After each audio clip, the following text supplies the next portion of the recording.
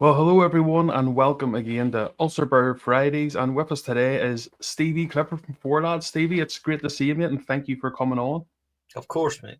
Pleasure to be here. I'd love to say that we were meeting under better circumstances, but sadly, every time we do this, it gets progressively worse. But I've got an extra big glass of milk to help me with my severe anxiety I get when I start talking about Rangers. So we're good to go, mate. We're good to go.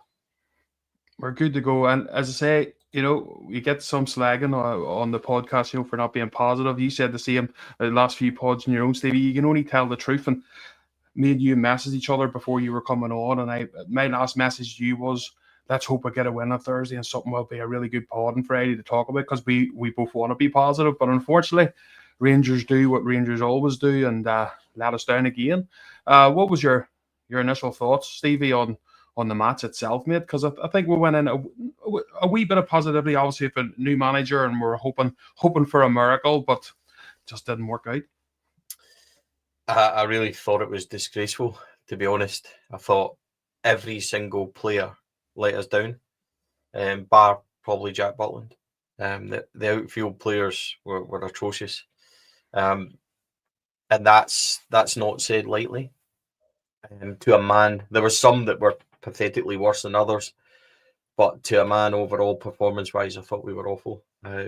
They just didn't look like their heart was in it at all at any point, which I can forgive them getting beat. I don't claim that Rangers should win every single game because inevitably they won't. But when you put in an effort level of that, then we have absolutely got the right as a fan base to question that. So, no, really troubled by what we saw. And I think it all points back to recruitment, but some of the more established players that were there, Tavernier, Suter, I thought Nico Raskin was extremely poor. These guys let the team down, and coupled with the performances of the new signings, who the more we see them, the more we look like recruitment has been really, really substandard. Ali described it as horrendous. I don't think he's far wrong. Then there's not much you can say, mate. Genuinely, we can't sit here and try and sugarcoat it. That's for sure, because that was extremely poor.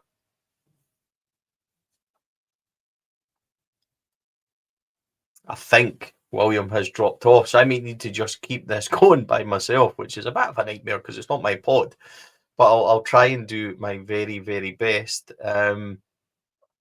Yeah. So what can you say about last night? You can't really say too much at all. Positively, that's for sure. Negatively, yeah, that is not a good performance. I was just let down, I think, I wanted to see a reaction. I wanted to see a response, and we certainly didn't get that. We certainly didn't get any positivity at all from any of the performances. Jack Butland kept us in it, a number of decent saves. He couldn't do anything, I don't think, about the goals that were scored. But overall, I think that performance level was really, really, really bad. And yeah, we got what we deserved, and it could have been more. I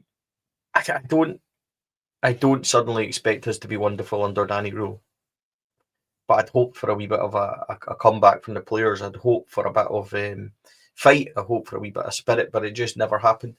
It just never happened at all, and that was probably the most disappointing thing. As I said, I can forgive them if they get beat, if they show me something and show me a wee bit of spirit, but they just didn't. And that, I think, is the biggest issue for me, folks, that when you watch them and you see that level of performance, that's just unacceptable for me. So, yeah, really, really, really poor. And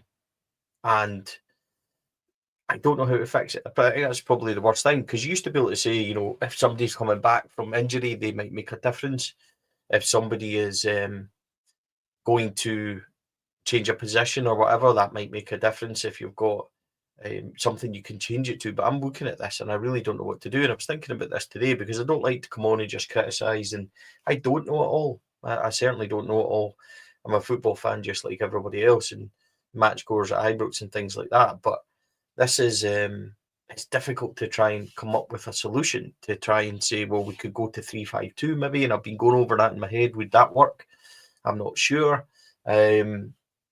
if we go to, 4-4-2, a bit more rigid, I still think three at the back. And I've been pointing myself, and I can't think, would Manny Fernandez play in the middle?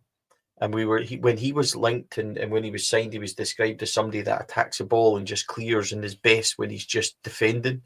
So maybe if you put him in here, would he add a wee bit at set pieces and things like that? Because he is a big guy. So that was my thinking. But I'm just not even sure if he's going to make a difference in there. We just don't know. That's the thing. So aside of that, what do we do about it? I'm not sure. I'm hoping this is William just coming back on now. I've had to ad-lib for a couple of minutes. I'm really sorry for everybody that's watching if I've made an ear of it, but I've tried my very best. He might be having internet problems or something. Is that you back, my man? That's me back. I don't know what happened. The other night crashed on me. I don't know. Mate, I've just been talking. I kept the show going best I can for the last 3 or 4 minutes, just talking about it by myself. So hopefully the viewers weren't put off. I didn't even know if we were still live. There was points where I was sitting there going, you could just be talking to yourself under your cupboard. So, but hopefully I did all right and you're back. So that's good, mate. It's especially weird when it's not your program. So that's the best thing for me to do. It's just right, William. Just you come on and then clear off and leave Stevie on because he'll get all the hits for the show. Oh no, that was a bit of a nightmare. But I'm really glad you're back. I'm sorry everyone if I was prattling on a wee bit, but I was trying to keep the going until you hopefully returned. I don't know what happened there. I was like, I didn't know if it was a StreamYard issue. And then when I finally got the internet back going and I seen that Stevie was on, that man's holding that show on his own. It's not even his. He's having to do it. That's how good you are at this, Stevie. That's why you're the legend at this game, mate. And the rest of us are still learning. Not at all, mate. Not at all. But I was saying, just on last night's performance, mate, just not good enough in the slightest. And sometimes you think about it and you think, what can you do to change this? And I've got to be honest with you, William, I don't see there being any instant answers. I don't think there's any quick fixes. I've talked myself into a few things today, to see what we could possibly do. But I'll ask you, and I'll say to you, what did you think of it last night? And then we can maybe between us discuss if there is any quick fixes, if there is any answers. Please don't internet fail on me again. But let's go for it. If it does, Stevie, if it does, just pull out and we'll have to straight out. I don't know what's going on here, but hopefully it holds out anyway for the next few weeks. It's normally Derek Clark I see having the internet problems, and I'm laughing at him while I'm watching. Now I have to go through it, so I'm under the sweat here now, so I know what he feels like when his internet crashes. No, man, I just thought it was an absolute disgrace yesterday. Don't get me wrong, maybe a wee bit foolish. I went in with a wee bit of positivity, thinking, with new manager and maybe you get that wee bounce. No matter who you bring in, sometimes you get a bounce as a manager, and it doesn't always last, but at least you get it for the first few games. And unfortunately, we didn't get that at all. Especially the second half. Like I wasn't too impressed with the first, but especially the second, because it didn't even look like getting near their goal. And they are an average team, Stevie. I think we've got a very poor defence, which we haven't sorted. We've got players who were at the club, who have been at the club for too long, in my opinion, are finished, in my opinion, just not good enough. And we added in, we needed to add in quality. Unfortunately, we brought in loan signings who are, again, nowhere near good enough, and we've seen that. They're championship standard. Some of them, yes, they play for Premier League teams or they're on loan from Premier League teams, but they're not at that standard. Then that's why they're not playing for them, and then you're bringing young players on, the likes of Mikey Moore, and hoping he can do something for you. And he's another one, Stevie. Don't get me wrong, he may be a good player 2 or 3 years' time, but we need players that are good for us right now. It's okay bringing in loan players and bringing them on and helping them learn their trade if you've got a good team and a good basis there to go from. But we don't have that. There's players throwing it in there for me, Stevie. Like Raskin, don't get me wrong, Big Baz, who's on the show all the time, he loves Raskin. So do I think Raskin's a good player. And most of the fans, wanted him to be captain and stuff. But he's another one. He's putting in performances when he wants to. If I'm being honest, that game when he got brought back into the team against Hibs in the cup, he was absolutely unplayable because he had to prove a point. And as I said to Baz, that's okay. He's played well, played very good. But you have to do that next game and the next game. And again, I think he's another one not doing it. The whole Striker Chermati situation, I don't even want to give him too much stick because it's not his fault that we've spent so much money on him. Kevin Thelwell spent, £23 million on this player already. And as you said yesterday, I don't even think he's scored a goal yet. It's poor everywhere and every part of the team. I think Gassama is one of the positives. But he was marked out of the game yesterday and didn't really get much. He didn't do too well yesterday, but he has, and if we're being honest, pulled us out of a few holes. We probably got this far in Champions League because of him, because of some of his individual brilliance. So I think he'll be okay. But there's certain players in this team, Stevie, just not putting it in, mate, and that's on Failwell. Failwell's brought these players in, and you've got young Cameron there, we've got Enciala there, we've got Barron. We've got players there who at least put a bit of effort in, and it seems to be because they're not Failwell's players, they don't get a chance in this team. And I think Failwell needs to go in pretty soon, Stevie, because I know it's going to cost. It's going to cost the club or the owners quite a bit of money probably to get rid of all these contracts for the likes of Patrick Stewart, Kevin Failwell, his son, and all his friends. But it'll cost us a hell of a lot more if we let that man spend money in January, and we need to spend quite a lot. And it's a terrible window to do it, isn't it, Stevie, in January to try and rectify anything, because you're paying over the odds, and and players don't have to go because most of them are still under contract. But I don't even know where we go from here. From being, I would love to have the answers, but I don't have any. No, I would love to have the answers myself, but I can only give my opinion. Having listened to you there, I think recruitment has been poor because they've structured it all wrong, and I don't think we've necessarily bought bad players, but we bought bad players for Rangers currently, and that's the biggest issue, being because young Jaden Mahoma at left back. Let's put this into context. They've dumped Redvan and Jeffy and put Robbie Fraser out. There's no competition there and no alternative. And they basically played a young boy that's had 20 games and he looks like a fish out of water. He positionally is all over the place. Tactically, he doesn't know where he should be. Defensively, he's questionable. And you have already started to see that he is so afraid of playing for us that he's no longer getting forward the way that he used to. He's no longer trying to get the crosses in. He's no longer got the confidence. So he looks like somebody that just doesn't have it at this moment. And by the way, that's okay. Amad Diallo, when he came here, didn't have that ability. And young Jaden Mahoma is, I think, in that same range, even though he's a different type of player. And in a few years, he might be decent. Mikey Moore, you could add him, but at least he's trying to spark things. At least he's trying to do something. At least he's not hiding as such, but he's just not ready yet. And the thing is, if you had bought Mahoma in as a backup type player, if you had bought Giga in to be one of your four, if you had bought Ant-Man in as one of your wingers, if you'd bought Asgard in as one of your squad players, we would be okay here because you could play them at certain times and things like that, and you would be fine. The issue is that we bought all these guys in as starters and we've spent a hell of a lot of money doing it. And you're entitled then to think that you should be able to get more out of them. But the problem is you bought guys in that are going to be good in 2 or 3 years and are not good at this moment in time. And they've got nobody around them that's close or better than them. And they're not good enough at this moment. And you're only seeing what we have purchased and what we have built, which is a team that doesn't have a spine. It doesn't have a foundation. It doesn't have players that you can rely on around it, and it doesn't have that bit of quality.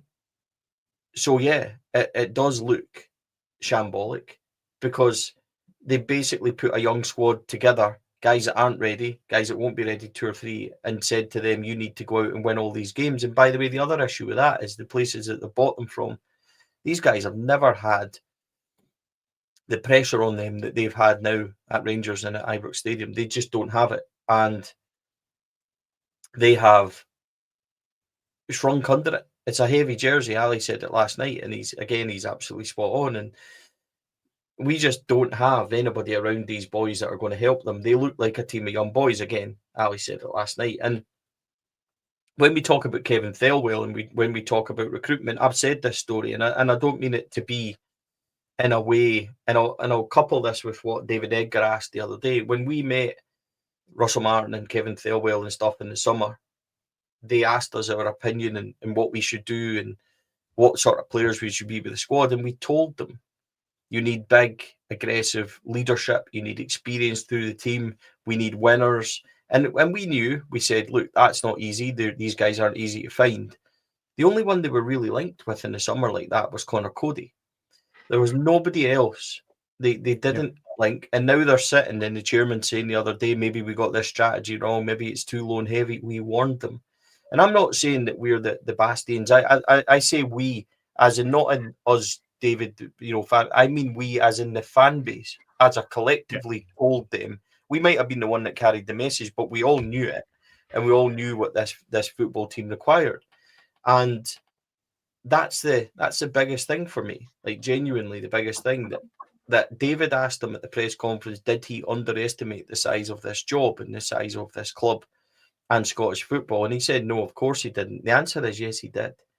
Because he obviously felt that these players could do it and that he could just go with his own strategy. And by the way, I've got no doubt in my mind that Barry Ferguson, when he left that job, gave an extensive handover of what he needed, an extensive handover of players that he thought could help. Because I know, and Barry's talked about some of the targets that we're going for, and they are the polar opposites from the ones we bought in. You know what I mean? So Scott McKenna, Lawrence Shankland, these are, whether you agree with them or not, they had an identity, they had a backbone, they were Scottish, they knew what it would be required to play here. And we went in the opposite direction, So that is really troubling to me. And that couples in, and I've went right round the world trying to get to where you were with your point about Kevin Thelwell, William. But that's the point on Kevin Thelwell. He has done so much damage to this team that you're almost having to write off a season.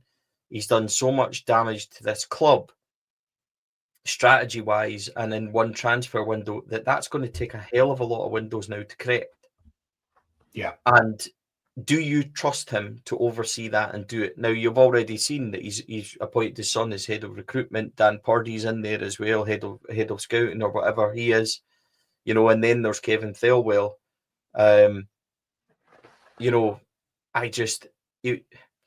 They really did defend the Chermiti signing with all their might the other day. Like, as in, he's not a lot of money. We don't expect him to be the best player. We've signed him for his stature in the position because he'll cost 60, 70, 80, 90 million to get that type of player in another profile. And Kevin Thelwell sat and said, the goal scoring will come and everything else. And he's got a great record. He was asked at the time, where is that great record? Because nobody can see it. He hasn't scored goals at any conceivable level apart from at youth level with Sporting. So, when you spend that sort of money, William, it's great, right? I remember we spent $4.5 million on Kyle Lafferty, right? And everybody at the same time said, this is a hell of a lot of money to be spending, especially when Rangers were describing him as a player who maybe wouldn't start and would come in. And by the way, at that point, Walter was winning. We had just won a title and we were winning. And even then we questioned it. Right now, when we're in, I was going to say when we were in a mess, but at the time we didn't know we were in a mess. But when we were building and trying to rebuild a squad is probably a better way to put it. When you get an outlay that big, William, for a club like ours, we have to make sure that this guy's a difference maker, right? Yeah. Especially when you look round the squad and you think, surely a £4 million left back or a £4 million centre half or a £4 million number 6 would have been better than spending upwards of 8 million plus on a guy like this, who you've openly said is a project. I just don't think it's justifiable. And this is what happens when Kevin Thelwell talks like that. And you can understand his point of view and you can say, right, he spoke okay and he spoke well. But every fan watching it then watches Thursday night and just goes, you are just gaslighting us. This is a complete nonsense. This guy's not even worth 800,000, never mind 8 million. And that's where it all falls down. And it leads us to situations like the airport where, and like the hotel a couple of weeks ago, where fans are now so angry and they can see what's happening to the club and see what's happening to the team, that it is completely toxic. And we talked about Russell Martin and the pressure on him and how it ended for him at Falkirk. Rangers Football Club, looking at Patrick Stewart and Kevin Thelwell now, I don't know if they can justifiably say that it won't end up in the same position. You've seen it last night. And this isn't going way OTT, as in they're not attacking anybody or things like that, but they are ferociously letting it known any chance they get towards Kevin Thelwell and Patrick Stewart. Kevin Thelwell, for me, as nice as I think he might be, or as well as he might speak at times in terms of, defending his position, I can't trust him because that was such a monumental mess in the summer. He has completely underestimated the size of the task, which means to me, how can you give him the overview of what we need in January and be confident that he's not going to do and make the same mistakes again? Because for £40 million, William, Rangers Football Club should not be sixth, bottom of the Europa League, and looking like a pedestrian football team that's never met each other, because the effort, the heart, the desire, and everything else was just not there last night in the slightest. And that is the biggest worry for me. In January, it can't come quick enough, but it feels like a million miles away at this moment. I can't help but feel last night's performance is going to be repeated by this group, because we've already seen it. And that's a startling worry as well. 100%. And Steve, you look at the league, look where we are in the league. We haven't been to Easter Road, we haven't been to Pittodrie, we haven't been to Tynecastle, we haven't been to Parkhead, we haven't been to any of those tough away grounds, and we're already in deep, deep trouble, and we've these places we have to go to, like the Easter Road. Now, don't get me wrong, we beat Hibs pretty easily at Ibrox. I was actually surprised that Hibs didn't come and attack us. They sort of played a wee bit into our hands, which was a bit weird. At Ibrox, I thought they'd have come out for us, but they definitely will at Easter Road at their home. And I can't see these players snapping up to it. They've proved it time and time again that they can't do it. They don't have the mentality. I don't know what the problem is. But as you said there, that's the real goal in part. You don't mind if you've got a few poor players, but they're putting in the effort. But when you've got players there who are not putting it in, we've seen under Walter and stuff, especially the second time round, Stevie, there was players there that we probably knew as Rangers men. I mean, that's not the standard we had in the 90s or, under Advocat and stuff. But to put the effort in every single game and got us over the line, especially the Scottish core that Walter brought in. And these players just don't seem to get it. The likes of a few comments there about Goldson, the likes of Balogun, Stephen. Now, don't get me wrong, Balogun had to go and sort of Goldson. It was their time to move on. Those two players for me right now, if we brought them back, would get into that defence, no problem. And when you spend 40 million, Stevie, isn't that crazy? Yeah, it's more than worrying when you talk about Walter like you did. What I would give for Christian Daly, Kirk Broadfoot, Kevin Thompson, David Weir, Kenny Miller, Chris Boyd, Charlie Adam, Stephen Whittaker, Stephen Naismith, Chris Burke. And what do they all have in common, William? They are Scottish homegrown players. And then you can throw in your Stephen Davis, who is obviously from your home country, from our Northern Ireland, and is practically homegrown to the point of he understands, he's got the knowledge of Rangers, he grew up, immersed in the club and everything else, and finally plays. When you start doing that, that's how you get a successful mix-up, but what we're seeing at this moment in time, William, isn't. And, it is a mismatch. And I'll say one thing, right? I do feel sorry for a couple of people, and people may criticise this. I thought James Tavernier was absolutely hopeless last night. Genuinely on the ball, positionally, we've seen what happened. But at some point, I actually feel kind of sorry for him, because the players around him, when he's saying, and you can see it in his interview afterwards, he's more or less trying to tell you these guys just don't have it. They don't have the heart. They don't have the bottle. They don't have the ability. And that's why I feel sorry for him, because I think genuinely James Tavernier is way miles off his standard. He's miles off his level. He probably should have began to tail off in his career, but Clement attempted to bench him and couldn't replace him anywhere near as good, even at that level. Martin tried to do it, and Max Aarons is a very much out of his depth here, and almost certainly I would put big money on him returning as soon as possible down south. I'm talking as early as January can possibly come.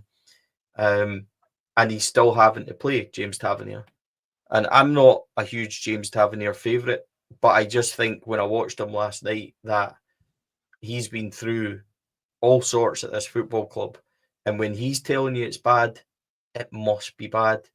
And then I look at John Souttar, who I look at slightly different. And I was seeing him getting pelters last night. John Souttar didn't cause any goals. He wasn't at fault for the first goal. John Souttar had to move with the striker who ran across, and James Tavernier doesn't react. So the gap becomes massive and they don't react to it. Souttar's not at fault there. Souttar's not at fault for the second goal because that's clearly on the Meghoma, who just doesn't do anything. And the third goal isn't on John Souttar. And I've seen, people having a go at him. You played like that tonight and you don't play like that for Scotland and things like that. John Souttar, I think, genuinely doesn't have the heart to play for Rangers. And I say that because I look at him last night and you can see him getting demoralised on the pitch and stuff like that. And I just don't think he's the leader that we had hoped he would become. I always thought John Souttar was a good defender, good siege defender and things, but he hasn't in any way stepped up to where we needed him to be. When we sold Goldson, William, it was time for Souttar to come in and take that mantle and grow and become the player that Goldson was in his peak. Souttar's nowhere near. And by the way, John Souttar in a defence of Goldson, Hollander and Balogun is comfortably fourth choice by an absolute mile. And that to me is startling. And these are the guys that are at the back. Nico Raskin.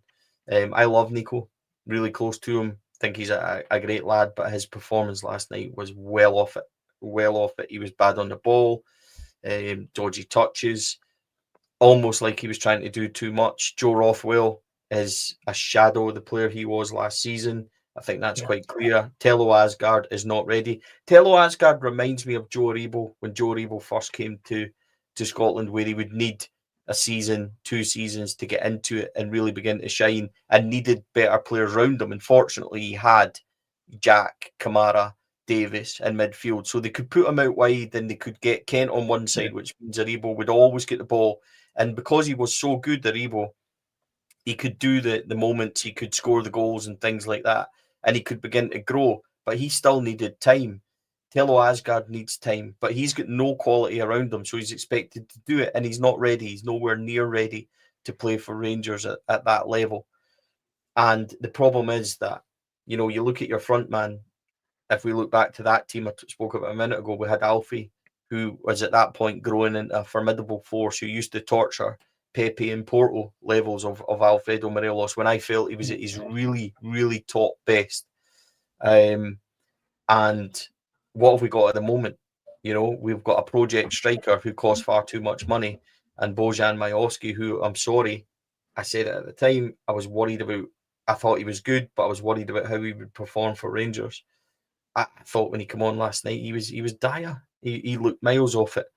So I'm beginning to question, like James Tavernier openly did, their commitment, their heart, their fire in their belly, William. And what do you do with that then? Because I look at it on Sunday and say, well, I wouldn't necessarily pick my best team, but I would pick my best team for that game, which is going to require the boys that will run and run and run and never give up, but they're not necessarily the best players at the time. So I'm talking about Connor Barron, Lyle Cameron, like you said, put them in midfield. Mohamed Diamande might come back in to make it a 3, where you would have Barron, Diamande, Raskin maybe.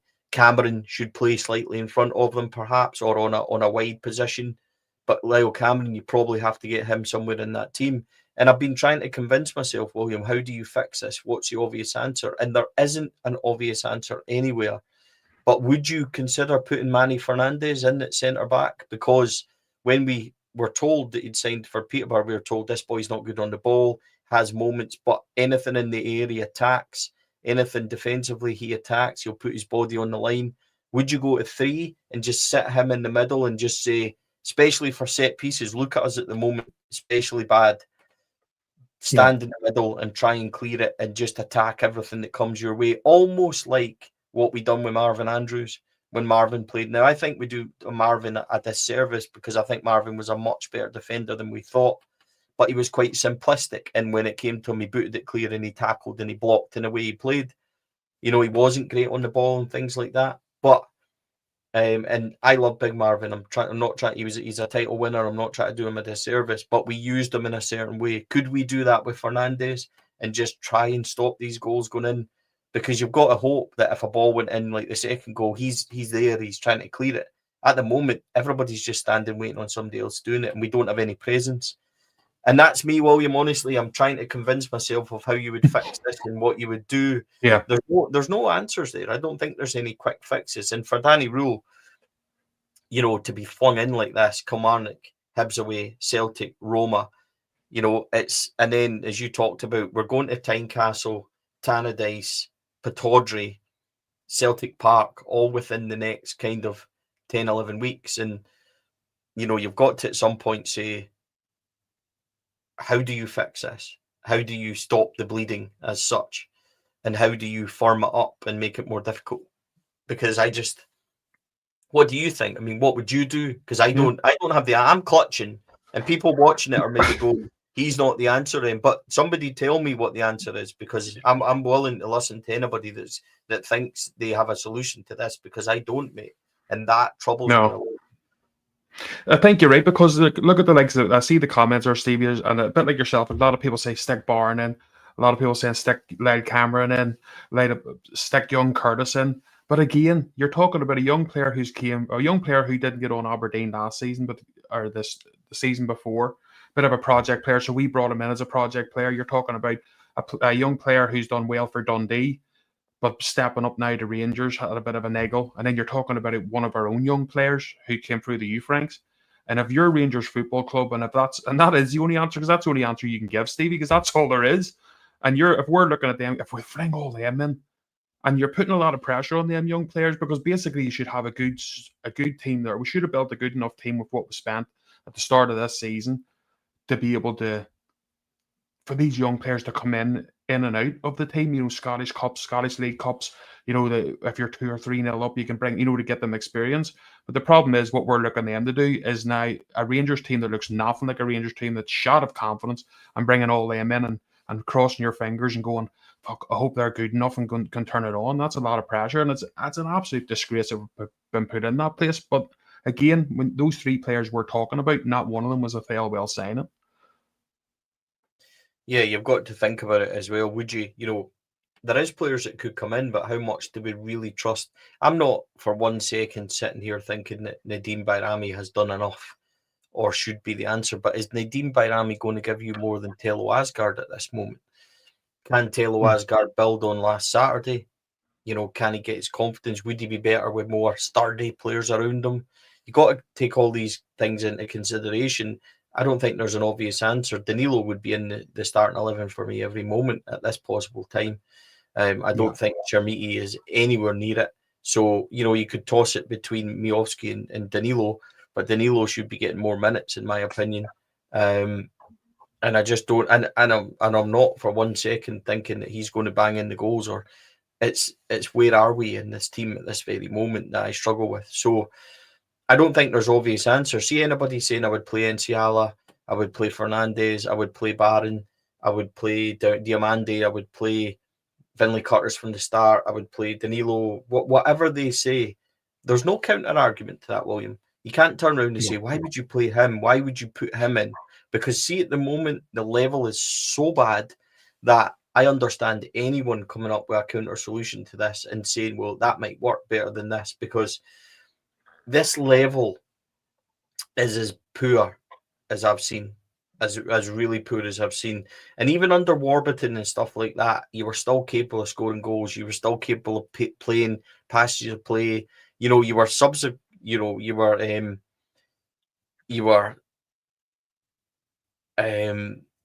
worried about what was going to happen, because you'd seen it, like when we went to Tynecastle, and it was the same mistakes that that were happening and things like that. So you were always going to be open to these things happening.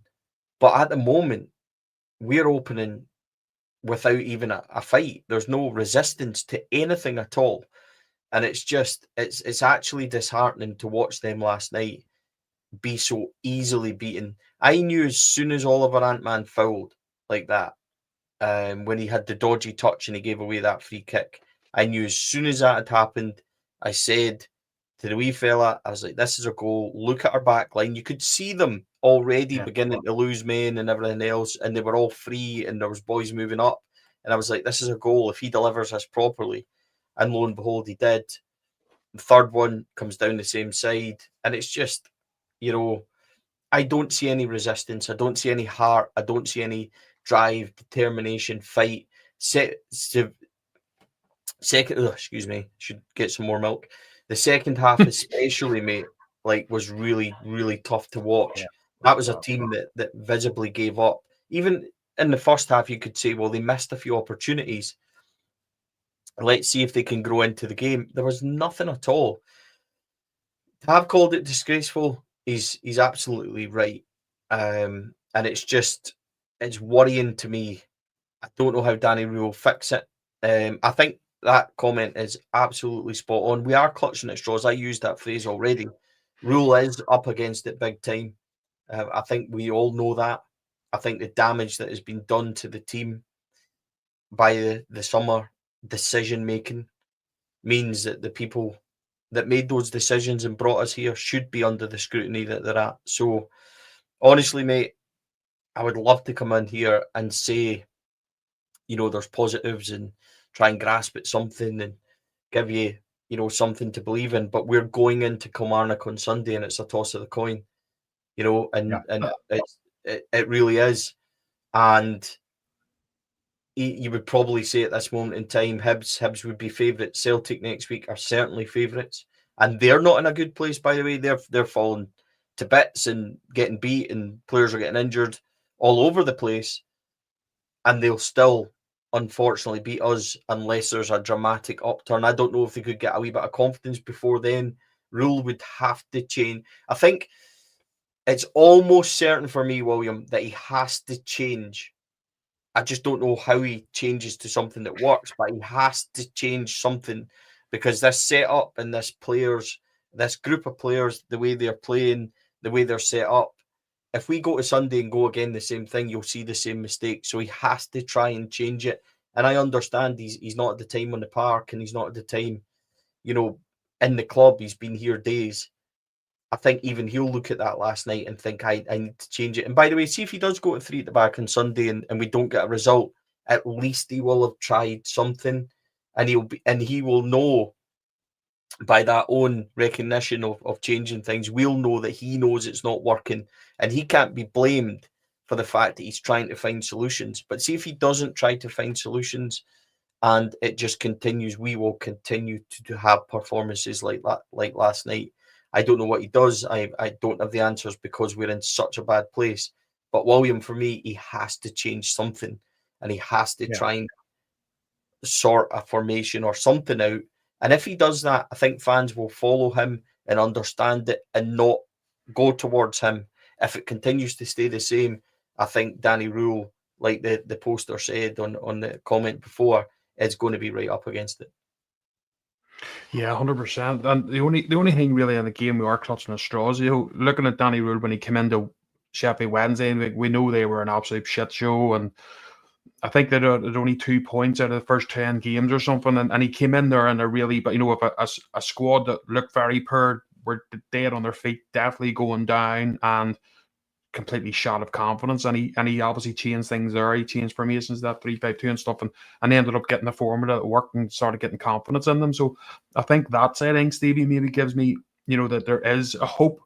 But as you say, you're looking at what you've got there, and the ones you're looking to bring in are players that we know ourselves haven't got the experience. You know what I mean? And the problem that worries me too, if you're bringing these players in and Rangers still aren't winning, then the fans are going to start giving those players pressure and saying how useless they are. Like your Lyle Camerons and stuff. But at least they'll give you a wee bit of fight. And I think and the sad thing is, I think that's what the Rangers fans would take that as a minimum just now, to show at least, because there's players there on that pitch, especially yesterday, that second half, Stevie, they came out and just went, this game's done, and they just showed no effort. And us as fans, we just can't accept watching that, I don't think if he changed it, right, and maybe I'm naive, maybe I'm wrong, I don't think the players on the pitch, if he changed it, if he brought in those players and we saw them giving us absolutely everything, but they just weren't good enough. I don't think they would get that level of criticism, because I think that the ire of the fans and the eyes of the fans are now completely on Thelwell and Patrick Stewart. In fact, they're probably on Thelwell more at this moment in time than Patrick Stewart. But the two of them are where the focus is. It's where the protest will go to, and it's where, you know, people will point to. I don't think Danny Rohl is under consideration for that, for the fans, or will be. And I don't think the players will be either, unless he sticks to it. See if he sticks with that 11 last night, and your Chermittis and your Asgards, your Ant-Mans and stuff like that. Yes, I think the players will get it extremely tight. If he changes it, and we can visibly see him change it, and he's searching for a new formation or a style, and he's switching things up, and players are bursting their guts for him, and it's just not happening, the fans will go with it. Because we know we're not fooled. Nobody knows Rangers Football Club better than our supporters and what's required. And every single one of us now know, and will beyond a doubt know, that this squad is not good enough, and that this team is nowhere near good enough. So he's going to have to patch it. He's going to have to limp to January as much as possible. And then, you know, by Christ, we need to hope for a miracle in January, which, as you said right at the top of the show, is one of the worst windows to possibly try and do it. It's one of the most difficult. Teams don't want to sell. We're going to have to put in offers and make deals that teams won't want to do, and it might cost us more, but we need action. I would be looking, by the way, towards a free market. And I said last night, would you? You know, these guys possibly 4 or 5 months without clubs, and it would take them a while. If there's players in there that will make an impact, if players in there that can go in and to vital positions, I would be looking at it. I'd be looking at a few easy domestic quick signings as well that might just make a difference, and people might not think they're Rangers class, and I understand all that, but for where we are at this minute, there's going to need to be a hell of a lot of quick fixes. Like when Walter came in the second time, Ugo Ekiog, David Weir, Kevin Thompson were very quick fixes very quickly for an outlay of £2 million. Now that was, you know, 17, 18 years ago. I understand that. Rangers have to try and find quick fixes. Domestically, in our league, I would be looking closely to see who's available and possible for them to try and go and do that quickly. I don't think there's obvious ones. I really don't. But having followed the blueprint of before, I think William genuinely... What I'm saying is, you can't. I wouldn't be going down to the Championship and stuff. See if they ignore everything and go to the Championship again and try and shop in that market. I think it just becomes untenable even more for Kevin Thelwell and things, because people already know and don't trust that. So it's going to be interesting. Kevin Thelwell shouldn't be here to oversee that. If there's a few more doings like last night, that pressure on him, those moments in airports and things like that will continue. So if he gets to that point, then it'll be interesting. But I just, you know, we need such levels of change after a massive rebuild and spending 40 million. It's almost horrifying. Yeah, no, it's. I just don't want. I'll be honest with you, Steve. I don't want the well. Like I don't either, mate. I don't either. I don't. Yeah, but that's I know that. And if you watch the shows or anything I do, you know, I'm very laid back, you know what I mean? I'm not trigger happy that way, you know what I mean? So I'll give anyone a chance until obviously it's just went too far. And it's went too far the last few weeks, but I'll be honest, then again, I was like, right, okay, we've got rid of Martin now. Let's see, maybe it was the players or his style, sorry, they just couldn't grasp it. But when I seen what they put in, the performance they put in, and especially the first half at the weekend there, and we all got on there thinking, happy days, Stevie Smith's got a tune of this team. They made it simple. And then I see their weak mentality coming out in the second half. And a few of those players have blamed the support, saying the support, they get on our back, they don't help us. The support was bouncing in that first half and cheered them as they came out.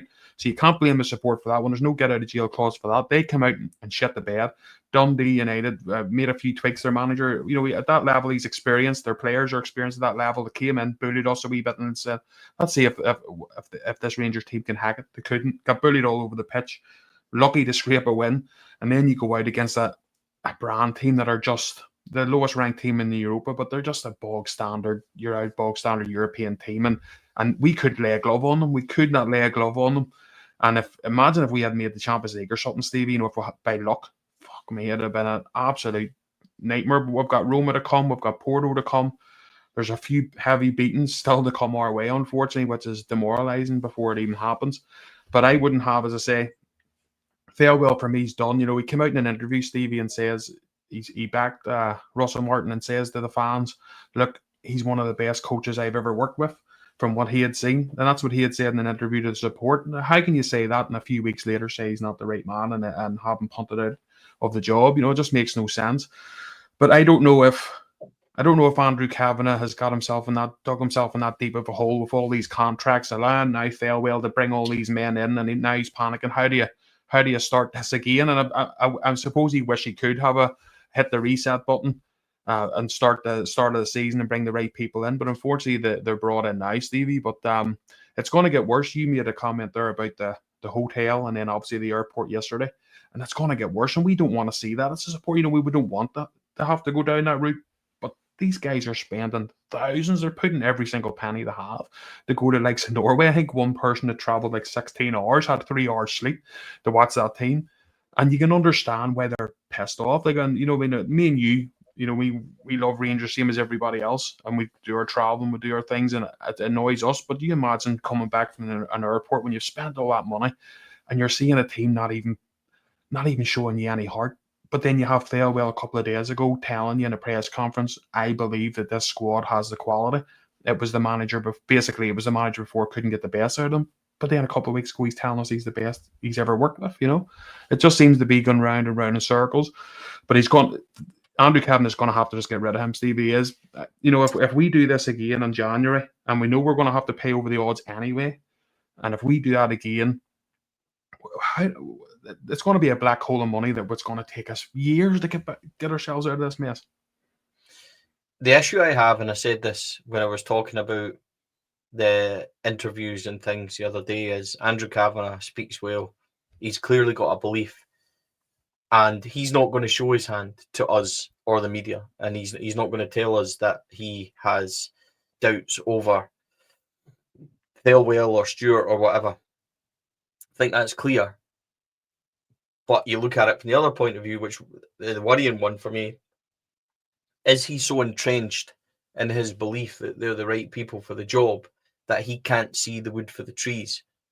You know what I mean? That he cannot see what's right in front of him. If he believes that they're the best people running this football club, if he believes that January they should be handed a 15, 20 million pound war chest, and by the way, I'm not saying that'll happen. I'm not saying it's even possible. But in my mind, we need to spend that kind of. We need £4 million players that all hit the ground running somehow, and then you need to add 3 local Scottish guys in there with experience somehow again, and try and make that work. And that's not easy, and that's going to cost money. So when I say that amount, I'm saying it because that would be my wish. That would be somehow. I don't know if it's capable. I don't know at all. They talked about putting more money in. I don't know where the PPU and all that stands, or the money side of it stands. PPU, you know what I mean? Yeah. That's the issue for me. If he's so entrenched in this that he believes beyond all doubt that this is the way to go and they're staying no matter what, then we're in big trouble, because you're asking them to repeat what happened in the summer. And by the way, see if they do repeat what happened in the summer, Thelwell Jr., Purdy, Thelwell Sr., that's a hell of a lot of people to get rid of your football club. They're surrounding themselves by their own people. Jim Leggett's in next to Patrick Stewart now. He worked with Patrick Stewart. It's all the same people. It's all friends of, allies of the people that are running the football club. And when they're not running it correctly, it leads you to think, how deep a hole is Andrew Kavanagh digging? And by the way, I don't think he's digging it purposely. I don't think there's any way that this guy realizes or thinks, that this is what he wants to do. This is the results he wants. These are the people. I think he's trusting the wrong people. And I think Andrew Kavanagh could do good things for this football club, the 49ers, the investors. along with, like, I think, investment will come. I think they'll do stuff with the stadium. I think that's all entirely possible, and we want that to happen. The biggest fear is that he's trusting their own people to lead it, William. And until they show us something, question marks surrounding Kavanagh, Thelwell, Stewart, and everything else will be completely, acceptable. And what the club support should be doing towards the club. That's the biggest worry for me, Andrew Kavanagh. I don't worry about his intentions. I worry that he's so entrenched that he just, as I said, cannot see the wood for the trees. Yeah, I'm the same with you there. Like, I know a lot of people going, get these Yanks out. No, they're going to destroy it. I honestly don't believe that, Bruce. I just believe he's been very naive. He's not a football man, and he's brought who he thinks are good football men in to do that business for him, and he funds it, and he's made a big mistake. Just before you go, Steve, I know you're on me show to go on. Just one more question I would ask you. Well, your thoughts on which worries me is the likes of the Jordan Musk. I know we're going back a bit, but I just wanted to ask you this. Obviously, when we first we were talking to these managers, we talked about money and wages and blah, blah, blah. And everything's been agreed that way. It went that far down the line till they started talking the likes of Thelwell and Patrick Stewart, obviously. And then, obviously, talks broke down. But would it maybe think the likes of them two, obviously, who are experienced managers, of maybe when you get to the nitty gritty and it's like, right, okay, we've got our all money sorted out in years of contract stuff. Now let's talk about what am I getting in January? How does the process to sort this mess out? Who's making the decisions? What kind of players are you looking to bring in to sort this out? And maybe when the likes of those discussions have come, Stevie, the likes of Gerrard and maybe Muscat have went, whoa, that's not the right timing for me, because maybe they see the pathway for them isn't. There's no way of being successful. What they would think of who we maybe have got lined up and who we're thinking of, or the kind of player we're thinking of in January. Or I don't know if you think the same that way, or. I try not to think that way, because if that has happened, it means a couple of things. It means, one, we're not going to get the January that everybody hoping for and this club desperately needs. Two, it means that Danny Rohl has accepted that scenario where he's coming into it, and ultimately that means that he's going to accept whatever's given to him from above, which ultimately means in the eyes of the fans he will become a yes man and they'll lose trust instantly. So that has a cataclysmic reaction everywhere throughout the chain of our club that we cannot afford to be right. So I choose not to try and think about that or believe that, mate, because if that has happened and Kevin Muscat and Steven Gerrard and whoever else have had a peek under the bonnet, so to speak, and decided we absolutely cannot touch this, and this is really toxic, and if we go into this environment, we're setting ourselves up, to be hamstrung, then, mate, that's severely bad news for this football club. So I will choose to try and stay positive, think it just didn't work out, think the timing, wasn't right, and hope that that's not going to happen. Because if it does happen, this isn't getting fixed anytime soon, and we need January to work. They should have been looking weeks ago at January. As soon as Thelwell Jr. came in as head of recruitment, he should have been knowing what we need, knowing where to go and get it, knowing how to get it. My other issue with him is he's only ever worked in England, so where do you think he's going to look to get it? So we really need to watch how this all unfolds. Andrew Kavanagh really needs to watch how it unfolds. He's dug himself a hole, Andrew Kavanagh, and he'll be hoping that he can climb out of it. But if he continues to dig and continue to trust these people beyond all doubt, then I don't, on evidence and the fans' feeling, I don't see how we suddenly get better, William, at all, I'm afraid. Yeah. Well, on that positive note, we'll end the show. But unfortunately, as always, Steve, thank you for coming on. Look, the guys in the comments and the girls as well. Like, none of us want to be negative. We want to be positive. We want to try and be positive. We can only be realistic, right? And if we came on here and said we can go and beat Kilmarnock 3-0 on Sunday and this is how we're going to do it, we wouldn't be able to tell you how we're going to be doing it. It would be bluffing. It would be the love of the club.